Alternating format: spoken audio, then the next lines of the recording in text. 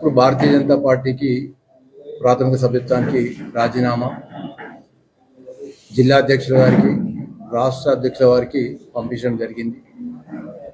నాతో ఇన్ని సంవత్సరాలు పనిచేసిన భారతీయ జనతా పార్టీ కుటుంబ సభ్యులందరికీ, భారతీయ జనతా పార్టీ కార్యకర్తలందరికీ పేరు పేరున నా ధన్యవాదాలు.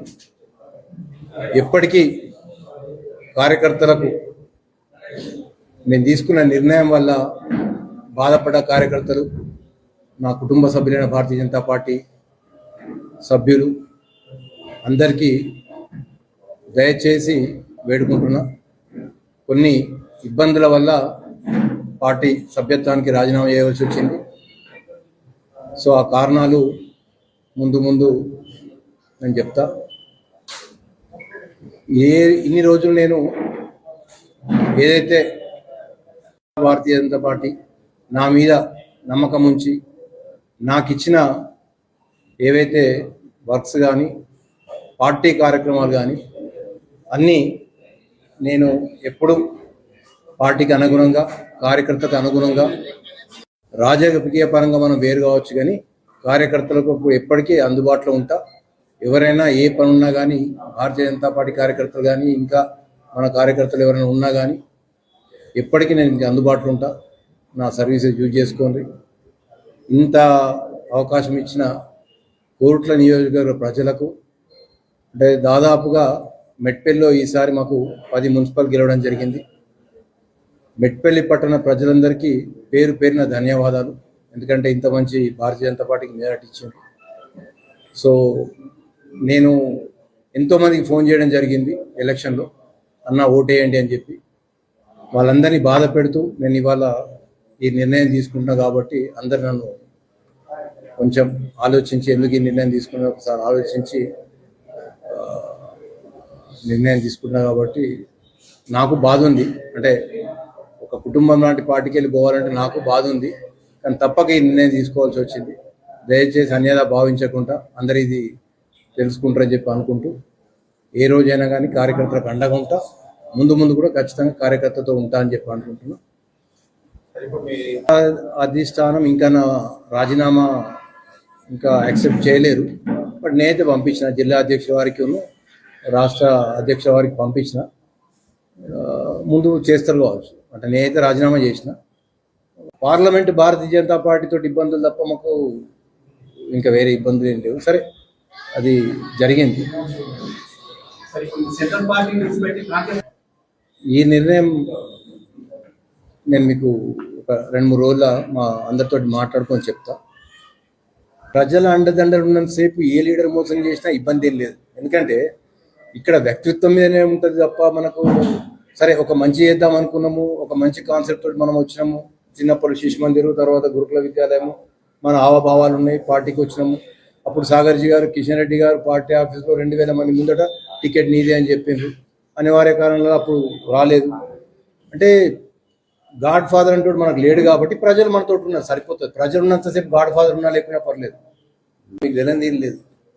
ప్రజలు చూస్తున్నారు, ప్రజలు గమనిస్తున్నారు. మీరు అన్నట్టు ఇప్పుడు వారు అడిగినట్టు వివిధ పార్టీల రాజకీయ నాయకులతో మోసపోయింది అంటే, ఎస్, ప్రజలు మనతో ఉన్నారు కాబట్టి, ప్రజలు అండదండలు ఉన్నాయి కాబట్టి మనం ఈరోజు ముందుకు పోగలుగుతున్నాం, ముందుకు చేస్తాం. సో నాకు 2002 నుంచి నేను ట్రస్ట్ యాక్టివిటీ చేసుకున్నా. ఆ విధంగానే నేను పబ్లిక్ సేవ చేద్దాం అనుకుంటున్నాం. ఆ ఇంట్రెస్ట్ తోటి మనం ముందుకు పోతాం. సో కార్యకర్తలను ఇబ్బంది పెట్టదలుచుకోలేదు. కార్యకర్త ఎక్కడున్నా కార్యకర్త మనతోటే ఉన్నాడు, కుటుంబం మనతోటి ఉంటుంది. ఒక కార్యకర్తను తీసుకొని పోవడం అదేం జరగదు. ఒక మెసేజ్, ఒక పూర్వకాలంలో ఏంటంటే, అంతకుముందు ఏంటంటే ఒక లీడర్ తోటి 100 మంది కార్యకర్తలు పోయిన, 200 మంది కార్యకర్తలు పోయిన, ఇంతమంది తీసుకోకపోతే లీడర్ అయ్యిండు అనేది కాదు. సమాజం మనతోటి ఉంది, ప్రజలు మనతోటి ఉన్నారు. కార్యకర్తలు ఆటోమేటిక్గా వస్తారు. కార్యకర్తలు ఇప్పుడు ఇబ్బంది పెట్టదలుచుకోలేదు. ఎంతమంది హానెస్ట్గా వస్తే వస్తారు, ఇంకా వచ్చిన రెడీ ఉన్నారు, దాంట్లో నో డౌట్. సమక్షంలో ఈ ప్రెస్ మీట్, అందులో భాగంగా మా సతీమణి మీనా గారు, నేను భారతీయ జనతా పార్టీకి రాజీనామా చేస్తున్నానని పత్రికా ముఖంగా తెలియజేసుకుంటున్నాను. ఎందుకంటే నన్ను ఆల్రెడీ పార్టీ సస్పెండ్ చేయలే, మిస్టర్ ఏడి సస్పెండ్ చేసిన. మీరు అనుకుంటున్న నిజామాబాద్ పార్లమెంట్ సభ్యులు వారికి విధి విధానాలు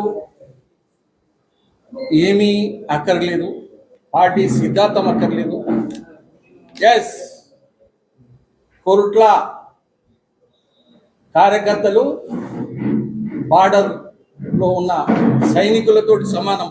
నా మిట్టిపల్లి బీజేపీ, బీజేవైఎం అందరూ కూడా ఇక్కడ.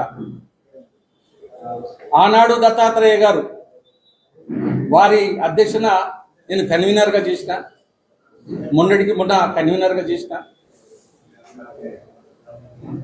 నాకు కార్యకర్తలతోటి చాలా సన్నిహితం ఉంటుంది. ఏ ప్రోగ్రాం అయినా కన్వీనర్ బాధ్యత.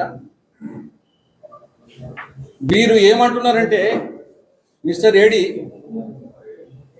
నువ్వు వచ్చిన తర్వాతనే పార్లమెంటు నిజామాబాద్ ఒంటెత్తు పోకడతోటి నువ్వు మాట్లాడే విధానం.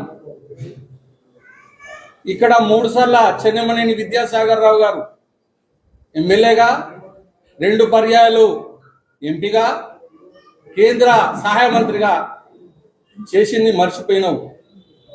అదేవిధంగా కీర్తిశేషులు వెంకటరమణారెడ్డి గారు దామన్న వారిక్కడ ప్రతి ఇంట్లో ఒక బీజేపీ ఫలాన్ని అందించిన కీర్తిశేషులు దామన్న.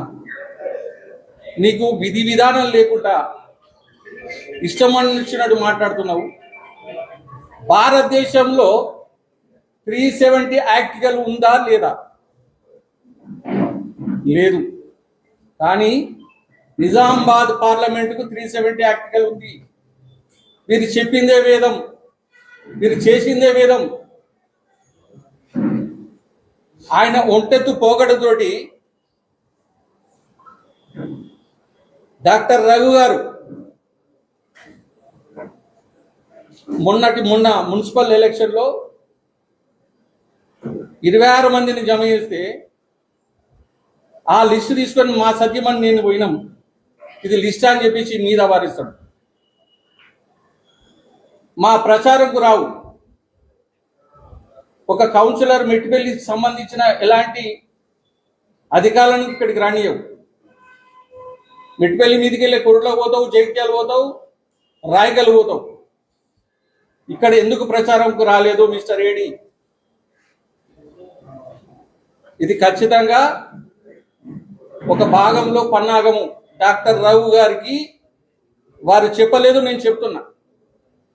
డాక్టర్ రఘు గారు ఇన్ఛార్జిగా ఉన్నారు, వారికి పేరెంట్ వస్తుంది, రావద్దు. సుఖేందర్, డాక్టర్ రఘు గారు వారు నాకు 2 years సీనియరు. సేమ్ శిశుబేందర్ ఆర్గనైజేషన్లో చదువుకున్నాం, గురుకుల్లో చదువుకున్నాం.